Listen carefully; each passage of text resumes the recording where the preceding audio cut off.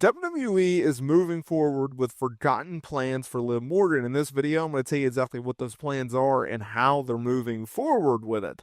Look, Liv Morgan, she is in the thick of it. There's a lot going on with Liv Morgan. Obviously, she's fresh out of Women's War Games at Survivor Series. She's continuously building up her feud with Rhea Ripley, the third and final match, a part of this brilliant trilogy that has lasted more months than anyone could have ever envisioned. And oh, by the way, she still has to defend her women's championship against Io Sky, which we don't necessarily know the date of as we're recording of this video, although my gut is Saturday night's main event on December 14th. There's a lot going on with Liv Morgan as she continuously extends her winning streak when it comes to 2024.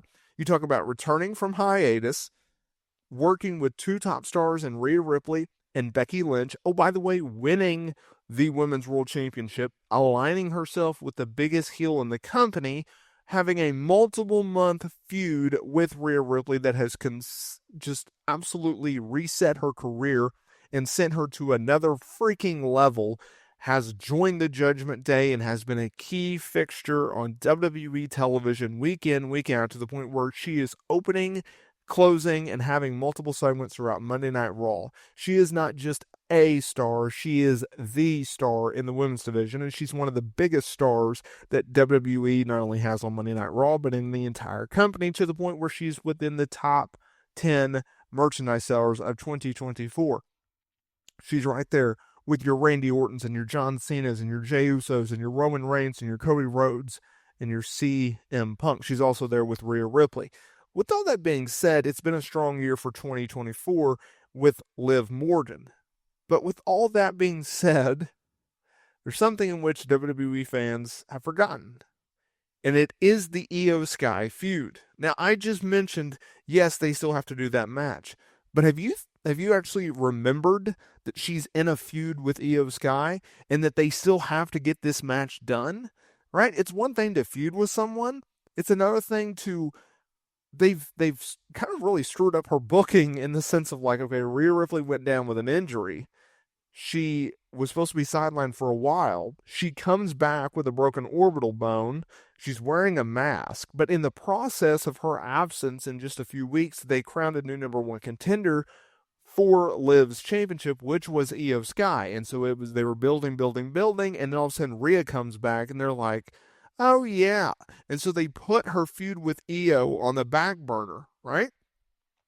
They worked War Games, and the focus, the attention has still been on War Games and Liv versus Rhea, and they've really put her and Io Sky on the background. Now, WWE is slated to run Madison Square Garden, I believe the night after Christmas.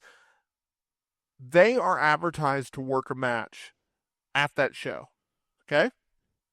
So that made me think like, wow. They put these plans in motion for Liv. They had those plans for her to defend against Io Sky. Rhea comes back, and people, including myself, we've kind of just put it on the back burner. We've forgotten about her and Io Sky, and we shouldn't.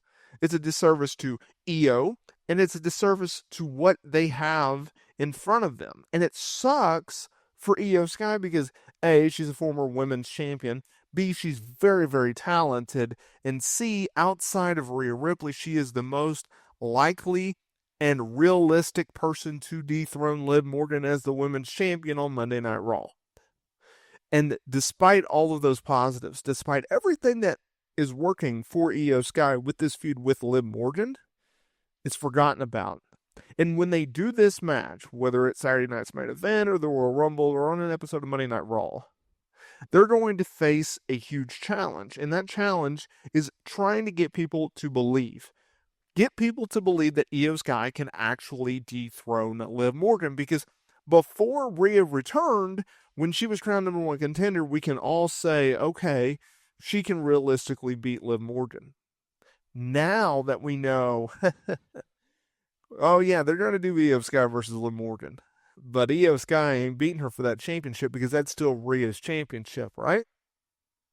You could have done hot potato with Io Sky and Liv Morgan by the time that Rhea had returned, should she have not returned a few weeks ago with the mask on, right? She would have been out for a while. But they didn't do that. And so now, not only did you screw up the booking of Liv Morgan, ruining a program with her and Io Sky, watering down her and Rhea Ripley, making a little confusion among the fan base.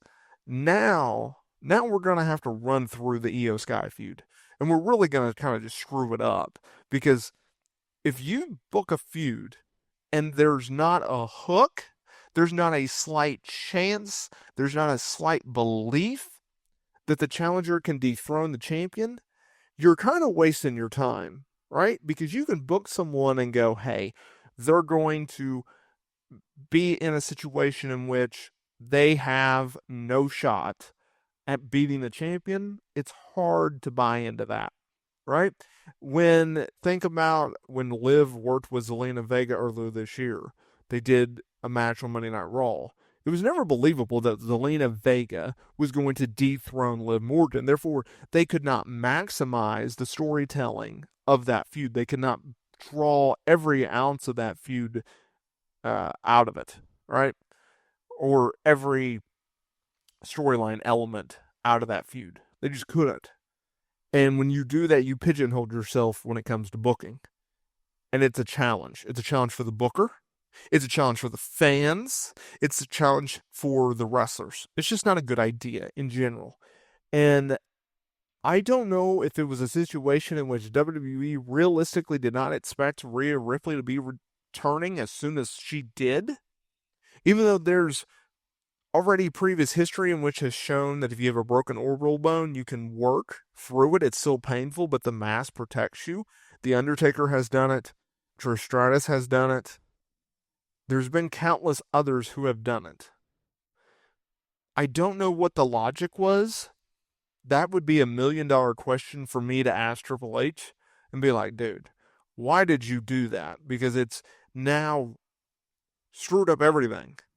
You could have realistically just saved Rhea's return for a later date. I don't think in this time of the year you needed Rhea Ripley back on television. I just don't think you needed her back on TV right now.